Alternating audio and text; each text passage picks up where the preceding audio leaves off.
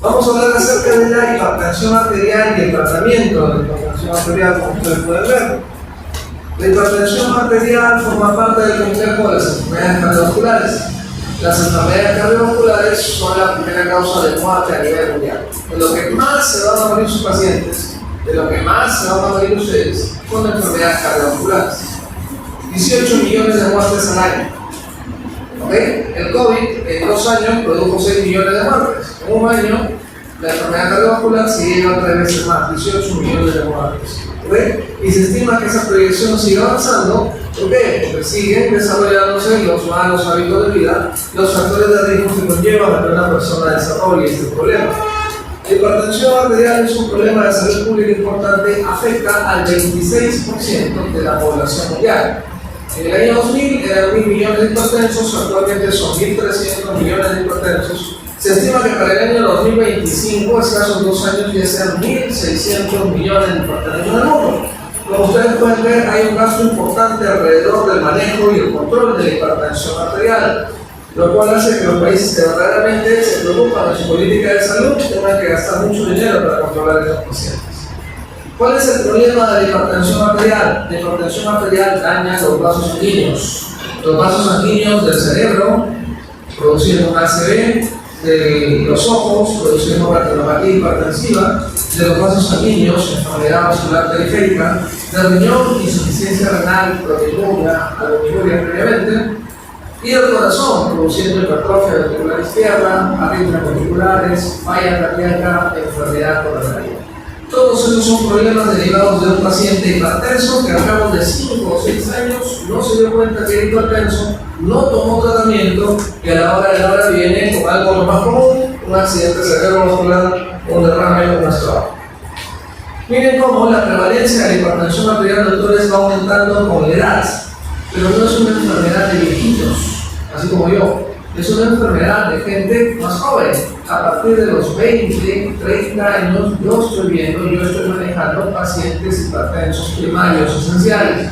No estoy hablando de hipertensión secundaria. Tengo pacientes de 28, 29, 30 años que son hipertensos primarios esenciales.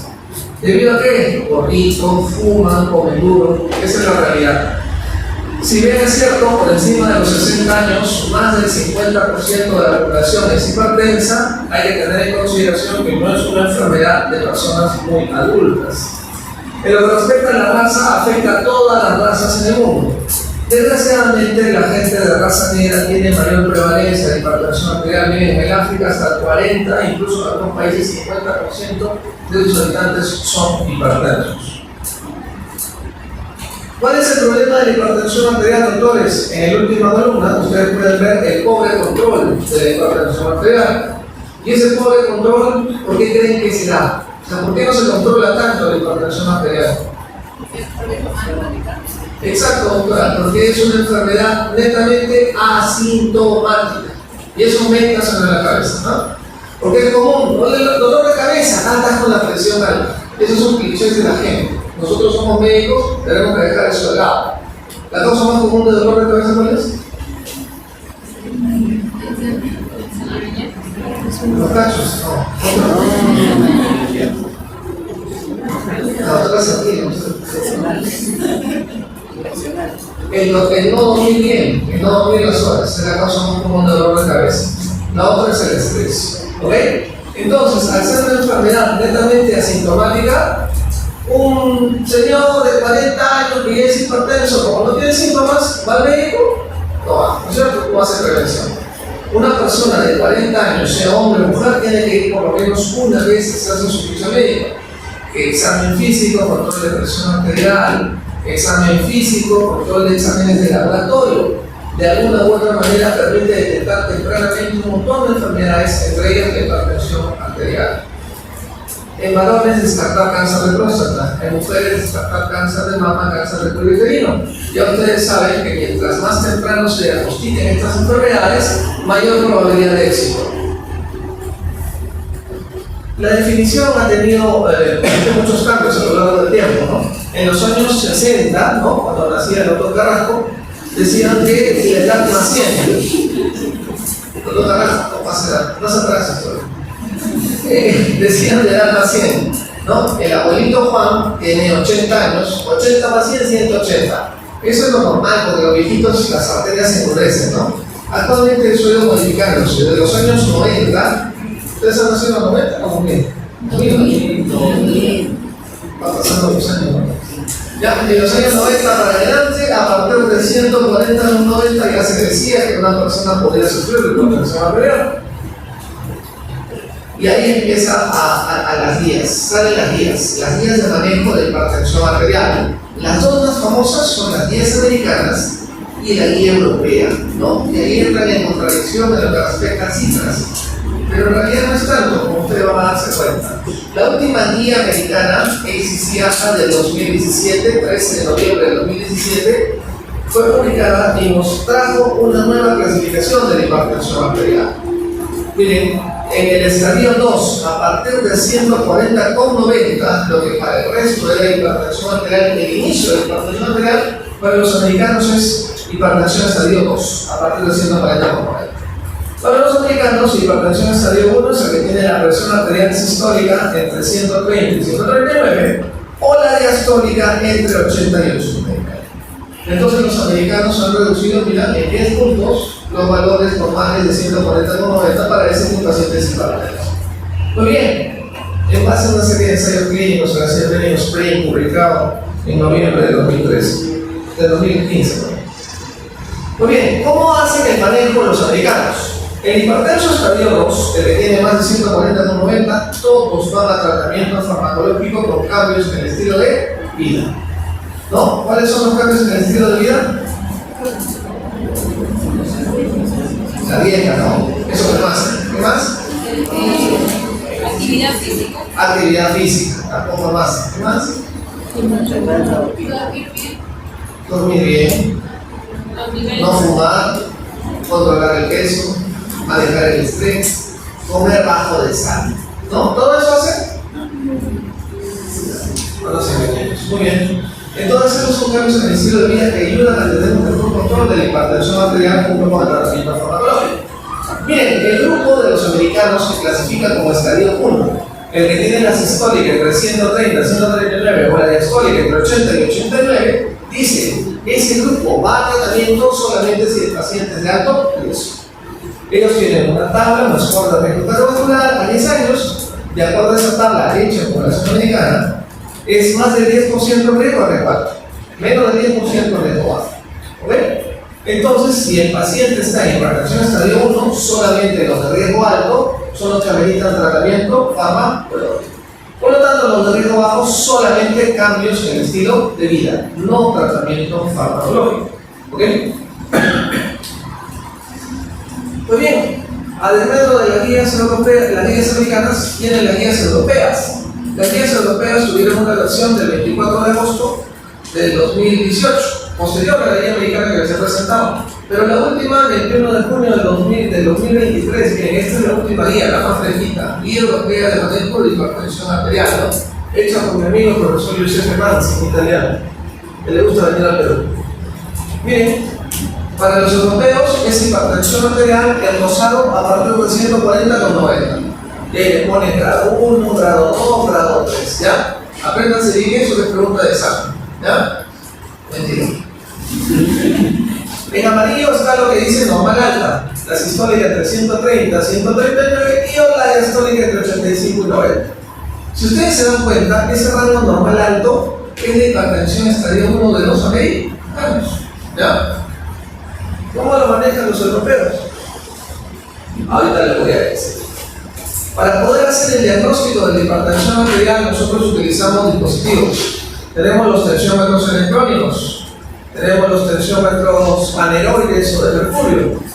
En la oficina, en el consultorio, lo que utilizamos son los tensiómetros de mercurio, o los que ustedes tienen, ¿cómo se llaman? Tensiómetros aneroides, ¿no? Esos que meten en la bolsita, lo llevan a todos lados, pero después lo traen, lo botan, lo patean y se descalibran. ¿Ok? Se sientan encima y pueden hacer. Pues bien, otro método para poder hacer el diagnóstico de presión arterial, aparte del que tomamos en el consultorio, y yo sé que todos ustedes toman muy bien la presión arterial, ¿cierto? ¿Sí? ¿Seguro? Una convicción, ¿no dice? Tenemos también el mapa. ¿Qué cosa cosa es el mapa. Es un brazalete conectado a un aparatito que le va a medir la presión al paciente durante 24 horas. Si tiene 48 horas también. ¿Ok? Cada 15 minutos en el día le toma la presión arterial y en la noche cada hora. O también otro método es el AMPA, la automedición de la presión arterial en domicilio. Una persona se compra su tensiómetro electrónico y en su domicilio se mide la presión arterial y apunta en un papelito presiones en la mañana, presiones en la noche. Pero ojo, para utilizar el AMPA tenemos que utilizar tensiómetros electrónicos adecuadamente validados. Ustedes han visto que hay tensiómetros electrónicos que venden en Iraú, hay un montón, ¿cierto? Menos del 10% de esos tensiómetros electrónicos están validados. ¿Ya? Esos, por ejemplo, que son de la muñeca, ninguno. No porque sea mala la marca, no sea marca de la empresa, no, anatómicamente no están facultados para hacer una toma adecuada de la presión arterial. Un tensiómetro electrónico que sea bueno y valedero, los de brazalete. Y ojo, determinadas marcas. Entren a la página web Sociedad Internacional de Hipertensión, Sociedad Británica de Hipertensión, y ustedes, si piensan comprar un tensiómetro electrónico, metan ahí y vean si su tensiómetro que van a comprar está adecuadamente válida. ¿Ya? Si alguno de sus familiares tiene un tensiómetro de muñeca, ya saben, lo botan, lo regalan, que otra con eso, no sirve. ¿Ya? Muy bien, las técnicas son presión arterial en consultorio, ¿no? La que normalmente realizamos al momento de examinar al paciente, monitoreo ambulatorio de la presión arterial en mapa. El mapa es útil cuando tú tienes dudas de que el paciente que estás evaluando sea hipertenso o no. Sobre todo los que te dicen hipertensión de la bata blanca, hipertensión del antiplano. ¿Cuál es ese paciente? El paciente que viene a tu consulta, se sienta delante tuyo y está nervioso, tenso, estresado, no sabe qué le vas a decir, si va a salir hipertenso o no, tiene una cuenta que pagar, a su hija la salaron de la universidad, la presión de la universidad está muy cara, qué sé yo. ¿Ok? Entonces, hay personas que tienen elevación fisiológica de la presión arterial por estrés, por así decirlo, pero verdaderamente no son hipertensos. Eso se llama hipertenso de la bata blanca. Normalmente hasta un 20% de los pacientes son hipertensos de la bata blanca. También hay lo contrario, de hipertensión enmascarada. ¿Cuál es esa? El paciente que viene a tu consultorio, se sienta, le tomas la presión, está cómodo, tu consultorio está bonito, buena música, buen ambiente, aire acondicionado, la secretaria está guapa, la enfermera también, está relajadito, tu presión está normal. Pero en tu casa, en tu trabajo, tus presiones están elevadas, ¿no? Depende de quién sea tu jefe, lo que es lo que te haya pasado. Entonces, eso hace que le suba la presión arterial a veces, ¿no? Y la automedición de la presión arterial también ayuda a que el paciente tenga empatía con su enfermedad, tenga autocontrol de sus cifras de presión arterial y después cuando está medio subidas te asuste y te esté llamando a cada rato, no, tengo presión 18, no, tengo presión 14. Ya van a ver eso, cuando sean médicos. La presión arterial en consultorio, y yo sé que todos ustedes saben tomar, o creen que saben tomar, miren, tienen que tener todos estos parámetros. ¿Ok? El dispositivo tiene que estar adecuadamente validado, con un manguito adecuadamente, de tamaño adecuado para el brazo del paciente. El ambiente tiene que estar en silencio con una temperatura confortable. El paciente no tiene que haber fumado, no haber tomado café, alimentos o drogas por lo menos 2 horas antes de la medición. El paciente tiene que permanecer bien sentado, tranquilo, relajado por lo menos 3 a 5 minutos. No hablar durante las mediciones de la presión arterial. Sentado en una silla con el espaldar y los pies en el suelo, las piernas sin cruzar, con los pies en el plano, como les digo, en el piso plano. El brazo tiene que estar adecuadamente descubierto, no puede estar con una ropa aquí que le ajustan, ¿no? Las señoritas en invierno que les gusta usar esos calentadores, ¿no? No se preocupe, doctor, yo lo levanto, y están acá que les aprieta todo el brazo. Eso no es un método conveniente. Se tiene que hacer 3 mediciones. Se tienen que hacer 3 mediciones, ¿ok? Separadas 1 minuto por lo menos cada una, y se hace la toma por medio de las 2 últimas mediciones, ¿ok? No es tan fácil tomar la presión arterial como aparentemente lo creo. En base a las mediciones que obtenemos de la toma de la presión arterial, nosotros podemos hacer el diagnóstico. En consultorio, mayor o igual a 140/90, estas son recomendaciones de la guía europea, que ustedes saben. Ambulatoria, o sea el mapa, cuando en 24 horas la presión arterial del mapa es mayor o igual a 130 de la sistólica o mayor o igual a 80 de la diastólica.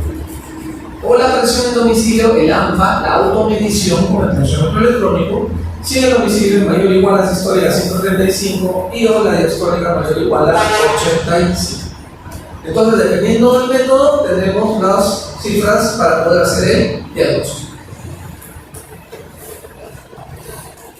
¿Hay diferencias entre el mapa y el AMPA? Definitivamente sí. El mapa es un aparato que automáticamente te va a tomar la presión, tú no tienes que mover nada. El AMPA tú tienes que estar midiendo la presión apuntándole un papelito. El mapa es un poquito más costoso, sí, pero el mapa te toma la presión arterial mientras duermes. Mientras duermes. El AMPA no. Tú solo no te vas a despertar y te vas a tomar la presión mientras duermes. En cambio el mapa sí. ¿Y cómo es la presión arterial cuando uno duerme? ¿Sube, baja? Baja entre un 10 o un 20%. Ese es el patrón Ditter normal que debe haber en todo paciente que se toma la presión arterial utilizando el método del mapa. Si no baja un 10 o un 20%, no es un patrón normal, puede tener riesgo de enfermedad cardiovascular. Muy bien, adelante.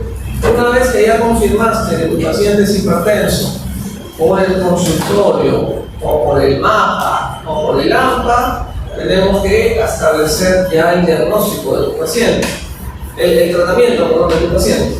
Mira, a partir de 140/90, ahí dice bien claro, cambios en el estilo de vida y tratamiento farmacológico.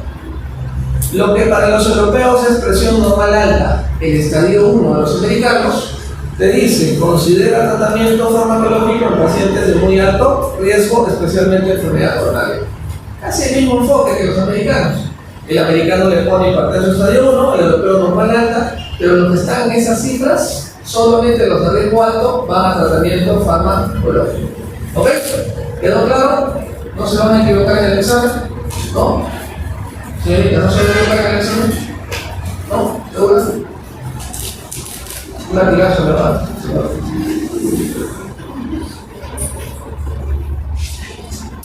Muy bien, todo tratamiento empieza con modificaciones en el estilo de vida.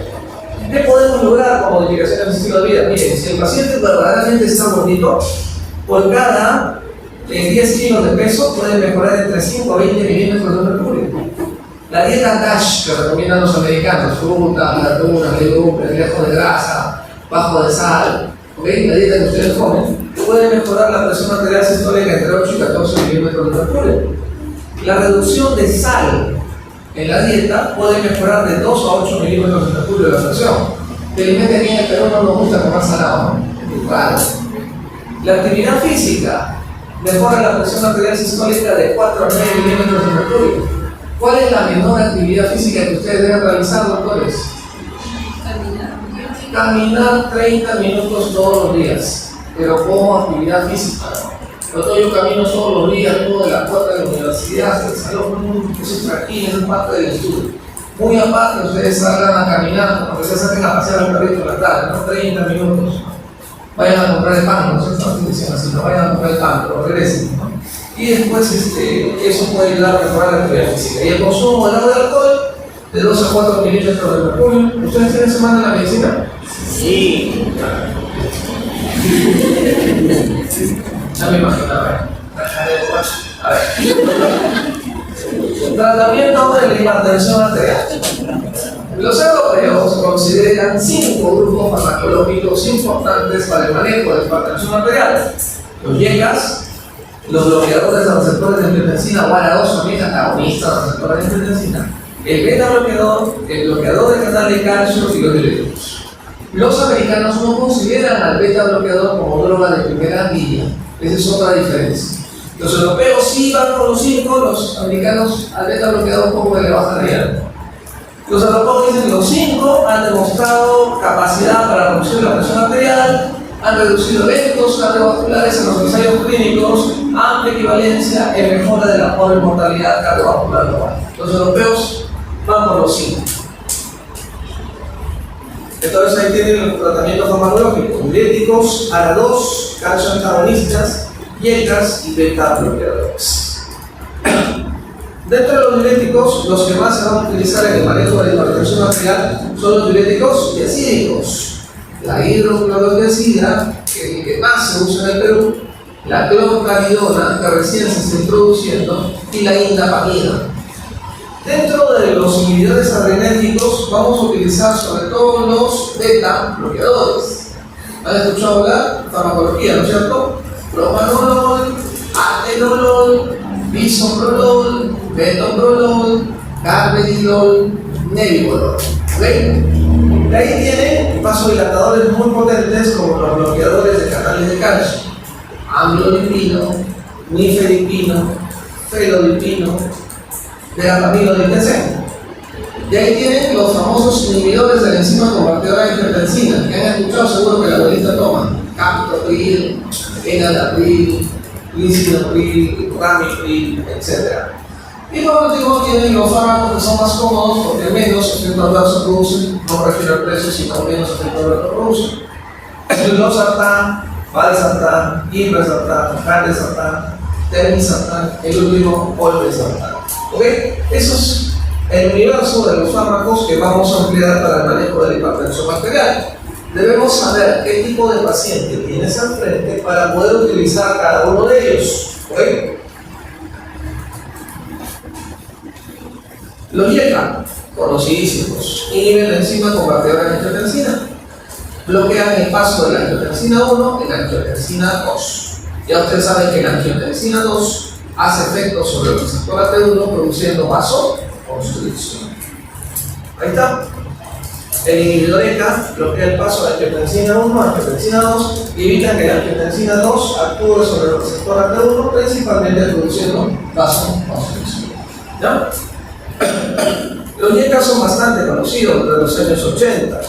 Ustedes tienen el famoso captopril. Captopril se utiliza mucho, no tanto para el manejo crónico de la hipertensión arterial, porque hay que darlo de 2 a 3 veces al día.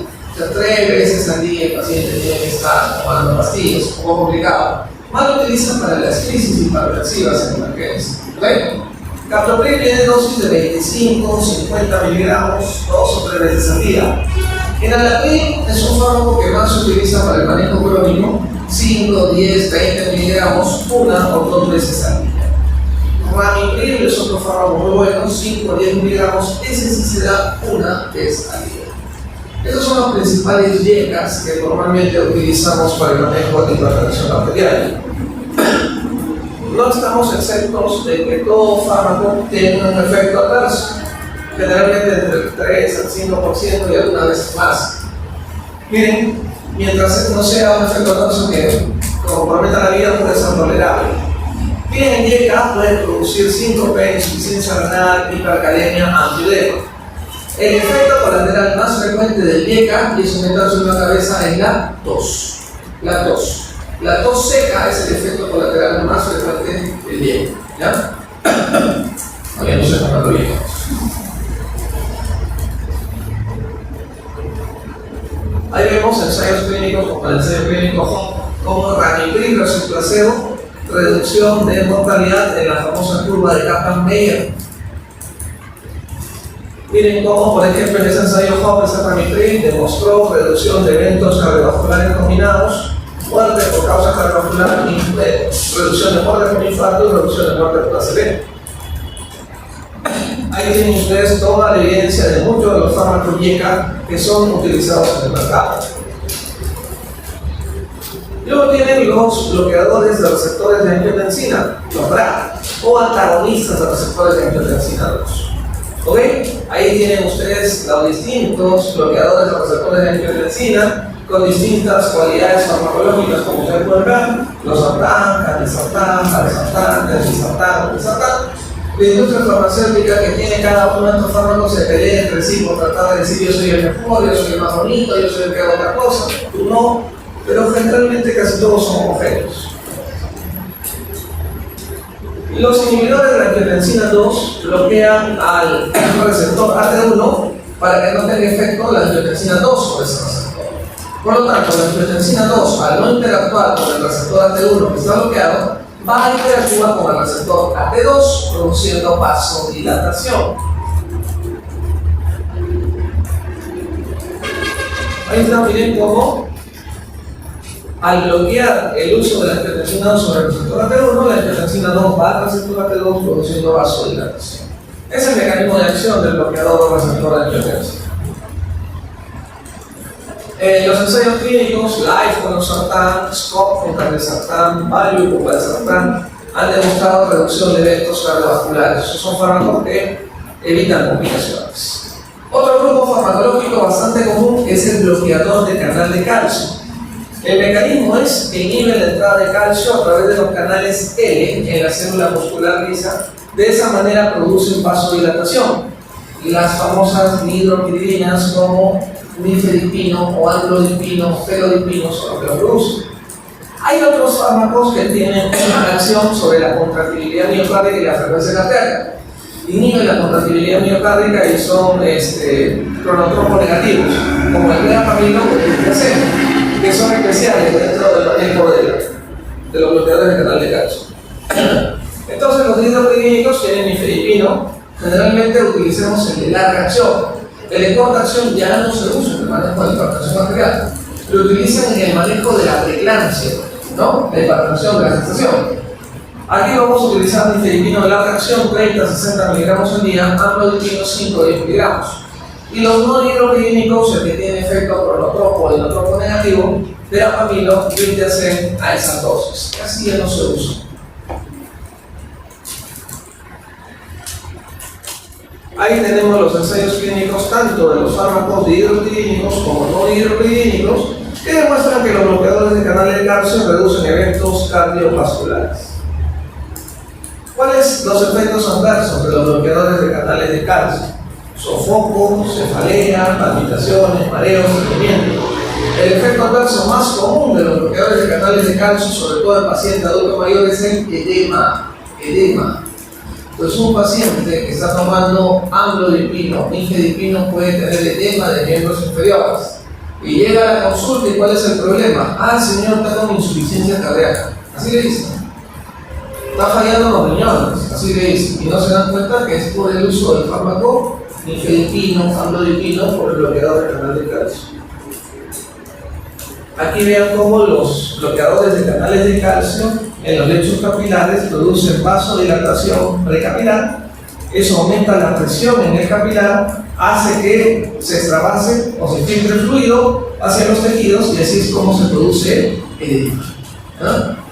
En pacientes adultos mayores eso es mucho más frecuente.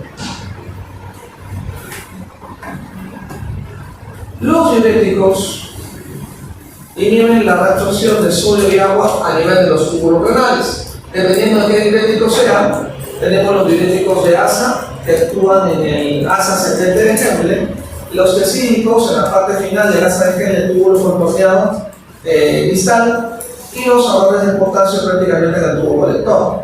Los más potentes diuréticos que duda cabe son los diuréticos de ASA. Los diuréticos tesídicos le siguen y los ahorros de potasio son los menos potentes. Para la hipertensión arterial podemos utilizar los tres, pero de manera crónica, ¿okay? Lo que nosotros utilizamos son los diuréticos tesídicos. La hidroclorotesida, la clortalidona o la hidrapamida. Ahí tienen la hidroclorotesida, se da en dosis de 12.5-25 miligramos una vez al día, suficiente. La clortalidona 12.5 a 50 miligramos una vez al día. La hidrapamida 1.5 a 2.5 miligramos una vez al día, también para presión arterial. Otros fármacos que no hay en el Perú, que no se tratan de uso. El que más se utiliza como les digo aquí es la hidroclorotesida, sola o asociada a la OYECA, asociada a los ARA2. Miren, los diuréticos tesídicos fueron los empleados de las guías americanas, sobre todo por el ensayo clínico ALFA, donde demostraron ser tan buenos, en este caso con clortalidona, no con hidroclorotesida, tan buenos como el amlodipino y como el lisinopril. Es por eso que hace muchos años, hace como 15 años, los americanos recomendaban el uso de diuréticos tesídicos incluso como primera opción. Actualmente eso no existe. La primera opción es dar el fármaco que más le conviene al paciente. Por decirles, si el paciente es gordito, tiene alterado el sistema renina-angiotensina-aldosterona, ¿le voy a dar un YECA o le voy a dar un ARA? Si el paciente es joven y adrenérgico, ansioso, está con la frecuencia cardíaca muy alta, ¿qué le van a dar? Ansiosos con frecuencia cardíaca alta. Beta bloqueador. Ahora, si el paciente es de raza negra y retiene sodio y agua, ¿qué le van a dar? Diuréticos. Todo depende del perfil del paciente que tenga diabetes. Entonces, estos ensayos clínicos demostraron la eficacia de clortalidona. ¿Ok? Ya no hablemos más de eso. Demostró en el ensayo clínico ANJA la superioridad de diuréticos específicos como la clortalidona en eventos cardiovasculares y debido a su bajo costo fueron recomendados por los americanos. En realidad, todos los medicamentos antihipertensivos, como les digo, reducen eventos cardiovasculares. ¿Ya?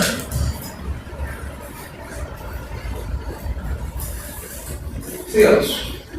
¿Cuáles son los efectos adversos de los diuréticos específicos? Mira, pueden producir hipocalemia.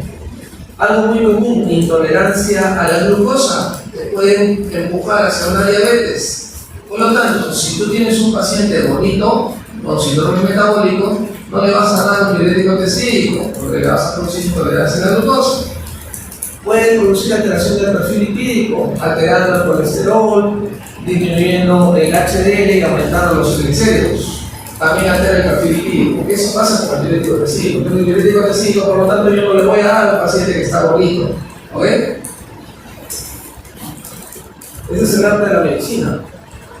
Finalmente tenemos a los beta bloqueadores. Los beta bloqueadores fueron descubiertos el primero de ellos en el año 1960 por un británico, Sir James Black, que tuvo un premio Nobel incluso. Estos beta bloqueadores bloquean los receptores beta adrenérgicos.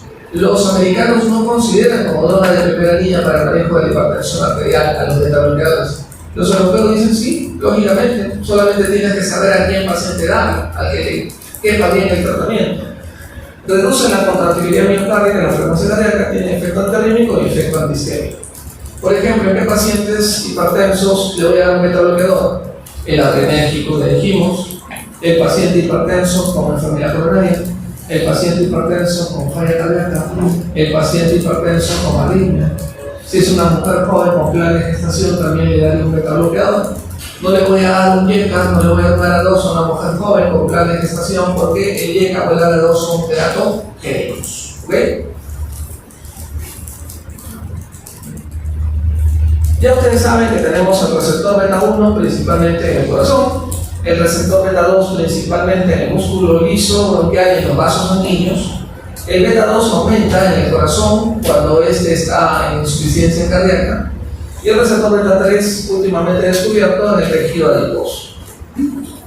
Mientras más selectividad tenga el beta bloqueador por el receptor beta 1 y no se meta con el resto, más seguro va a ser el fármaco. Menos efectos adversos va a tener el fármaco. Los efectos de los beta bloqueadores: cronotropo negativo, antiarrítmico, inotropo negativo y antisquémico. No todos los beta bloqueadores son iguales, ya les dije. Hay unos que son de primera generación que no son selectivos para bloquear el receptor beta 1. Ahí tienen el propanolol. Hay unos que son de segunda generación que sí son más selectivos. Ahí tienen al atenolol, al metoprolol y al bisoprolol. Aunque esa selectividad se pierde de acuerdo a la dosis. Por ejemplo, si el atenolol le sube mucho la dosis, pierde esa selectividad por el receptor beta 1. Y los de tercera generación que tienen efecto vasodilatador. Carvedilol, que tiene un efecto beta no selectivo, pero tiene efecto alfa, y por el efecto alfa es vasodilatador. Y nebivolol, que es un beta 1 muy selectivo y tiene efecto vasodilatador por liberación de óxido nítrico. Entonces, como ustedes pueden ver, yo no puedo comparar el de primera generación con el de segunda generación, ni con el de tercera generación. Tienen propiedades distintas. Algunos son más selectivos, algunos son más lipofílicos. Si son más lipofílicos, pasan la barrera hematoencefálica, entran al sistema nervioso central y pueden producir más efectos adversos: cansancio, fatiga, somnolencia, capacidad de calor.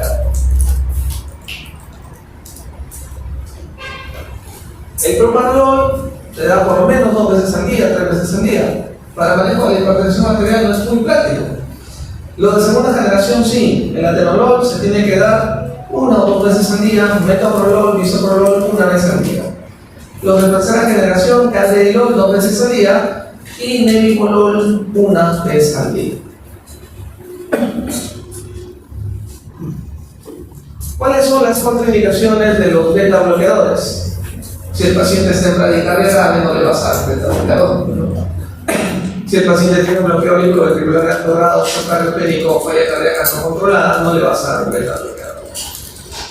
Broncoespasmo, depresión grave, también hay que tener cuidado. Contraindicación relativa, enfermedad crónica, vías respiratorias, diabetes mellitus, insuficiencia hepática, renal, etc. Están relativos.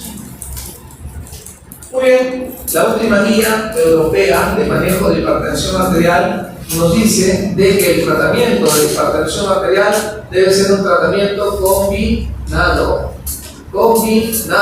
La mayoría de los pacientes que se diagnostican de hipertensión arterial no se manejan con una sola droga. Por eso son los americanos que dicen droga de primera línea hasta las patas. Tiene que ser un tratamiento combinado y debemos saber cómo combinar los fármacos. Y ahí están las 4 aristas de los grupos farmacológicos. Arriba el YK2, abajo el beta bloqueador, hacia un costado el calcio antagonista y hacia el otro lado el diurético. Puedes combinar un YK2 con un diurético o un YK2 con un calcio antagonista. Igual el beta bloqueador lo puedes combinar con un diurético antisídico o lo puedes combinar con un calcio antagonista. Entonces ya ustedes saben, y repito, la mayoría de pacientes que van a ser manejados con drogas para la hipertensión arterial deben utilizar tratamiento combinado, no monoterapia. Entonces miren, ¿qué es lo que nos recomiendan los europeos? Muy inteligentes ellos. Iniciar la terapia combinada en la mayoría de pacientes. Un YK2 con un diurético, un YK2 con un calcio antagonista. ¿Ok? Por ejemplo, ahí está. Un YK2 con un calcio antagonista o un YK2 con un diurético. Utilizando esa combinación en una sola píldora, no en tabletas separadas. Ahora ya la industria los presenta en una sola píldora. Es más fácil, una sola tableta y ya está. Si toman varias píldoras, pierde adherencia. A veces el paciente se olvida de tomar una pastilla, se aburre de tomar muchas pastillas, porque también tiene que tomar para la diabetes, tiene que tomar para la gastritis, tiene que tomar para el reumatismo. Entonces le agarra fobia a las pastillas. Mientras más fácil le haga la administración, mucho mejor. Tratamiento combinado en una sola píldora. Cuando das 2 fármacos en una sola píldora, puedes lograr un control de hasta el 60% de la presión arterial. Si después de un mes no has podido controlar la presión arterial, vas al tratamiento triple y en una sola píldora. Hay ¿qué combinas? Un YK2 con un calcio antagonista con un diurético. Si el paciente cumple el tratamiento a dosis tope, podemos controlar la presión arterial en el 90% de los casos aproximadamente. Si tenemos 3 medicamentos recomendados al paciente a dosis tope y no controla la presión arterial, eso se llama hipertensión resistente. Hay que utilizar una 4ª droga, una 5ª droga o mandarlo a un especialista en hipertensión arterial, ¿no? Al doctor Carrasco, por ejemplo, un especialista. Nada. Muy bien. ¿En quiénes van a dar la monoterapia? O sea, el tratamiento con una sola droga. En el hipertenso de bajo riesgo. El hipertenso estadio 1 que sea muy frágil o muy añoso. Solamente en ellos empezamos con una sola droga y vamos viendo las cosas. La mayoría de pacientes, ya ustedes saben, deben utilizarse tratamiento combinado y de preferencia en una sola píldora. ¿Ok? Ese es el mensaje que quiero que les quede bien claro, porque ustedes van a ver pacientes hipertensos, quieran o no, a lo largo de su vida, van a tener o ya tienen seguro familiares hipertensos a lo largo de su vida, y cuando no, yo pronostico que aproximadamente la mitad de esta población va a ser hipertensa en algún momento de sus vidas. Y eso es grande. Muy bien, con el tratamiento, ¿hacia dónde tengo que llevar al paciente para decir que está controlado? Menos de 130 con 80. Menos de 130 con 80 y digo que mi paciente hipertenso está controlado, tanto con terapia farmacológica como con cambios en el estilo de vida. Acá los americanos también miren, menos de 130 con 80, dependiendo de qué otras comorbilidades tenga el paciente, pero menos de 130 con 80 en prácticamente todas. ¿Ya? Muy bien, muchachos, esta es una vista del Hospital Nacional 2 de Mayo, como ustedes pueden ver. En la parte del medio tenemos una estatua muy bonita de un Cristo. En la parte de abajo de esa estatua está el mausoleo del señor Daniel Alcides Carrión. Están todos invitados a celebrar el Día de la Medicina el 5 de octubre. Abren el mausoleo de Daniel Alcides Carrión y ustedes pueden bajar. Vienen las autoridades a celebrar el Día de la Medicina. Los que están en el Hospital de Mayo seguro lo van a ver. Llevan su florcita de ahí. Visitan la tumba de Carrión. No les va a pasar nada. Carrión no está tampoco ahí. No, es un mausoleo conmemorativo en realidad. Los restos están en el gravaderos, están en el Panteón de los Héroes. Ahora, si quieren ir, hay unas 40 más allá hasta el Panteón de los Héroes, en el presbítero maestro. Bien bonito de noche. Hay tours, no la veas, hay tours. Ya tú ves cómo llegas. Ya tú ves cómo llegas y cómo sales. No, no puede ser. Pero hay tours bien bonitos.